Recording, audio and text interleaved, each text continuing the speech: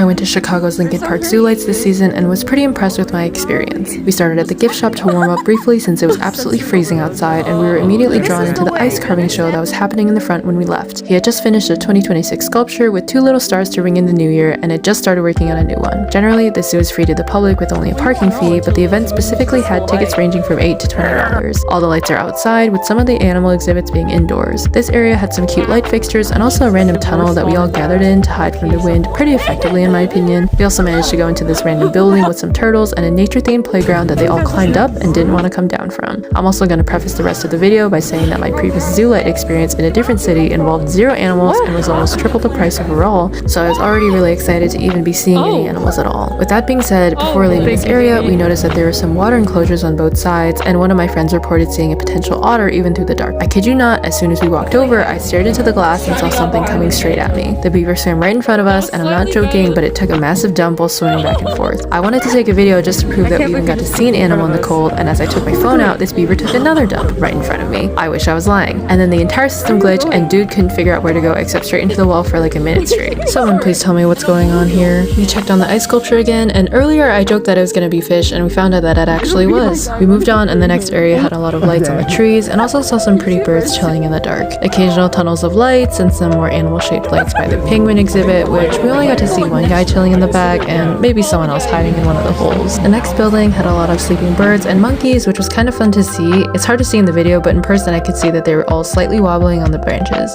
I think this was in the same building, but there was an area with cockroaches covering every corner of their enclosure, which was really creepy to see. A really adorable artwork that never stopped pacing, which kind of worried me, and a giraffe that may or may not have been spacing out like extra hard right then. At least I did find the video I was referencing though. Our giraffe bro finally started moving and just ended up leaving, so we walked by the fish area, and this poor guy did not look too good, and my friend had a very accurate portrayal of the Little Mermaid. Some more silly animal lights and tunnel lights later, we took some photos in a giant building in front of the Christmas tree before going out and braving the cold again. I was really surprised to see the snow leopard out and about, but it probably didn't help that there were these kids that were trying to antagonize the poor thing.